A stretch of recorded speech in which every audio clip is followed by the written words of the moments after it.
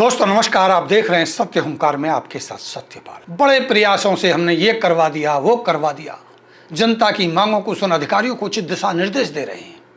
हमने फाइलें बनवा दी, विकास कार्य मंजूर करवा दिए। ऐसे अनेकों झूठ आपके जनप्रतिनिधि हर दिन आपके सामने बोलते हैं, आपको गुमराह करने की कोशिश करते हैं, क्योंकि आपके पास इनके झूठों के असल सच को समझने का वक्त ही नहीं है।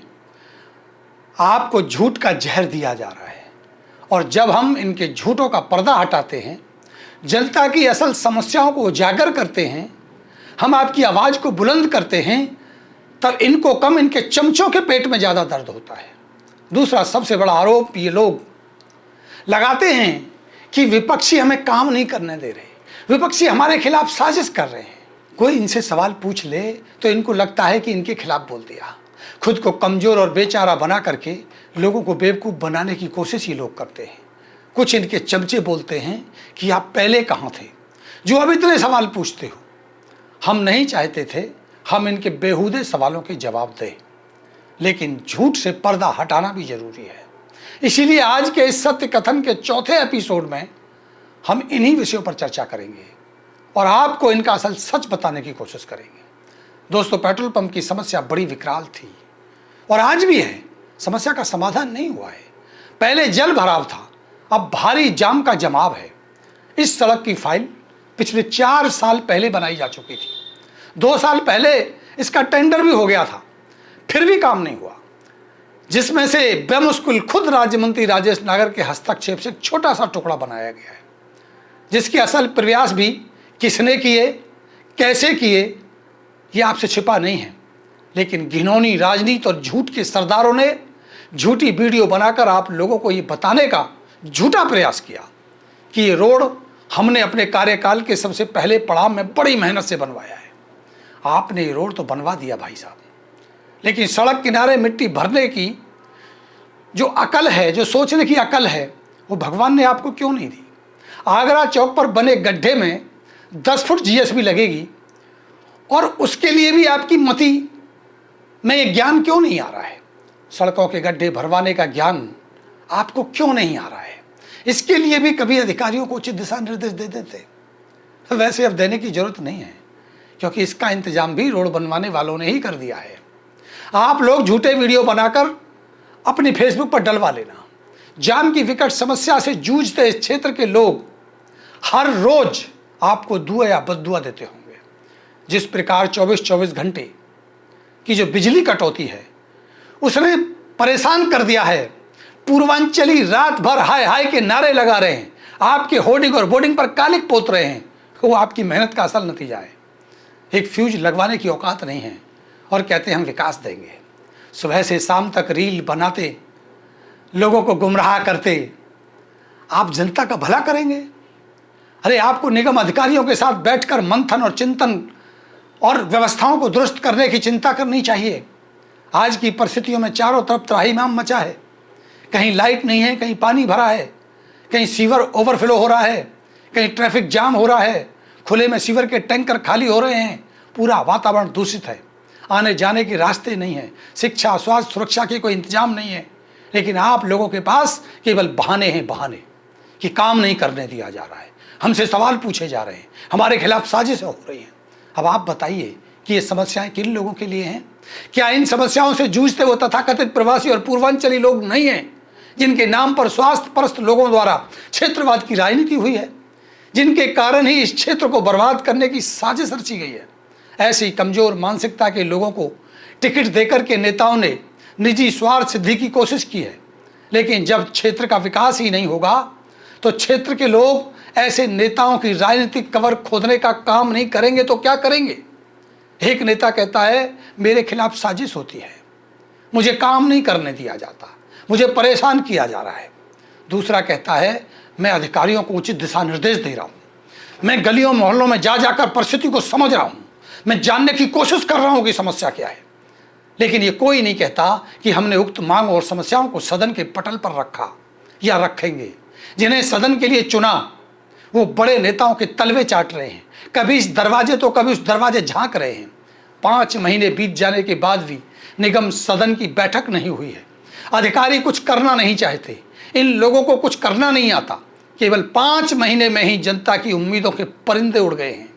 जो लोग क्षेत्रवाद की राजनीति का जहर पिए हुए इनके आसपास मंडराते थे, अब तो वो भी नए ठिकाने तलाश रहे हैं। नए विकास कार्यों की फाइलें बनाने की तो बात छोड़िए, पुरानी फाइलों के काम नहीं हो पा रहे। अगर पिछले 5 साल की पुरानी फाइलों का काम भी आसानी से हो जाए तो भी भला है, और अगर यही नहीं हो रहा तो नए काम कब और कैसे होंगे। कुल मिलाकर क्षेत्र को नर्क बनने में अब कोई कसर बाकी नहीं है। इनसे बेहतर तो बिना निगम सदस्यों के ही ठीक थे। चुनावों से पहले ही कम से कम उम्मीद तो नहीं थी। वैसे भी तब समाज सेवियों का जमघट लगा था, कोई ना कोई कुछ ना कुछ करवा ही देता था, किसी ना किसी समस्या का समाधान कोई करवा देता था। चुनाव क्या हुए, समाज सेवी ही समाज से गायब हो गए। अगर आपको काम नहीं करने दिया जा रहा श्रीमान, तो निगम सदस्य क्यों बने बैठे हो? छोड़ दो पद और मांगो जनता से माफी कि क्षेत्र का विकास हमारे बस की बात नहीं है। बिजली समस्या के लिए आपको क्या फाइल और फंड चाहिए? रोड के गड्ढे भरने के लिए क्या टेंडर निकालना पड़ेगा? कॉलोनियों के जल भराव के लिए क्या नहर बनवानी पड़ेंगी? आपको हमने 2 महीने पहले ही आगाह किया था। चाहो तो मेरा वीडियो निकाल कर देख लेना कि 3 वार्डों में निगम के पास केवल एक खटारा सी जेसीबी है, एक ट्रैक्टर है, बिना पाइप का एक पंप है, यानी साधन और संसाधन का अभाव है। बारिश आने वाली है, तैयारी कर लीजिए। लेकिन 5 महीने में भी आपने साधन और संसाधन नहीं जुटाए। गर्मी से पहले ही हमने बताया था कि स्टाफ बढ़वा दीजिए ताकि फ्यूज लगाए जा सके। आपने कोई काम नहीं किया और बहाना मारते हो कि काम नहीं करने दिया जा रहा है, क्योंकि आप जनता को बेवकूफ़ समझते हैं। 3 वार्डों में एक पंप लेकर घूमते हैं फोटो खिंचवाने के लिए। जल भराव के लिए नाले साफ कराने की वीडियो आपने खूब दबा के डाली थी। बताओ कौन सा नाला साफ करवाया आपने? बताओ कहाँ से जल निकासी की व्यवस्था हो गई? और अगर नहीं हुआ कोई नाला साफ तो आपने किस अधिकारी की शिकायत की? भ्रष्टाचार में हिस्सा लेकर किसी की शिकायत कर पाओगे? हर एक वार्ड में नाली सफाई के नाम पर करोड़ों के भुगतान हुए हैं, चाहे तो निकाल के देख लेना पेपर। कौन जवाब देगा? जनता के दर्द की आवाज़ सुनने के लिए आपके फ़ोन तक नहीं उठते। इसमें किसकी साजिश है? वार्डों के जेई कहाँ रहते हैं? किसकी साजिश है?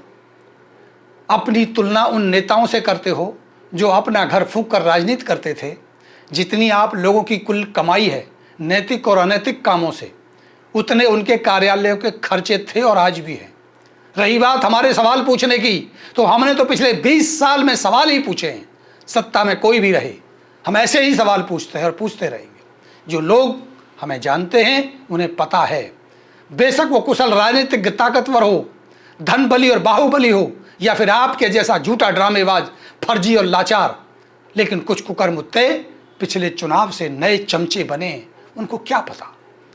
वो क्या जाने हमारे बारे में, जिन्हें ये पता ही नहीं है कि इस क्षेत्र को बसाने और विकसित करने की किसने और क्या लड़ाई लड़ी है।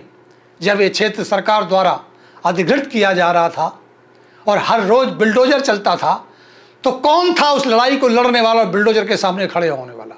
जब बिजली के खंभे और तारों को लगाने, मलबे और झाड़ों को हटाने की कोई विकास माना जाता था, उसकी लड़ाई लड़ी जाती थी, तब कौन इसकी मांग कर रहा था? तब कौन इनसे सवाल पूछता था? लेकिन हम तब भी थे, हम आज भी हैं और हम आगे भी रहेंगे। चापलूस चमचे न समाज के पहले थे न अब हैं, और कभी समाज के भले होंगे ऐसा भी नहीं है। कमजोर मानसिकता, कमजोर आर्थिक व्यवस्था, डरपोक, चापलूस, चाटुकारी, जातिवादी नेता कभी भी समाज का भला नहीं कर सकते। समाज का नेतृत्व मजबूत इरादे, कर्मठी, जुझारू और बुद्धिमान, विवेकी और ईमानदार, सर्व समाजी, निडर, धन साधन संपन्न नेता ही कर सकता है। यही समाज का भला कर सकता है। जब तक जनप्रतिनिधियों के चुनाव जातिवाद, क्षेत्रवाद, पार्टीवाद, भाई भतीजावाद, चरण चाटुकारिता के आधार पर होते रहेंगे, तब तक क्षेत्र के विकास की बातें करना बेईमानी होगा। हम आज बड़ी ही गंभीरता से कह सकते हैं कि अगर व्यापक और सार्थक प्रयास नहीं हुए और जनता के प्रबुद्ध लोग आगे नहीं आए, तो अगले 4 साल इस क्षेत्र के लिए बेहद अनिष्टकारी साबित होने जा रहे हैं। कोई काम होने की संभावना दूर दूर तक नजर नहीं आती। इस क्षेत्र को नर्क बनते हुए आप और हम देख रहे हैं और देखते रहेंगे। हम सवाल पूछेंगे, जवाब मिलेगा नहीं, यानी होने जाने वाला कुछ नहीं है। इसी चिंता के साथ क्षेत्र के भविष्य के चिंतन में सोचने के लिए हम आपको छोड़ देते हैं। जुड़े रहे हमारे साथ, देखते रहिए सत्य हुंकार।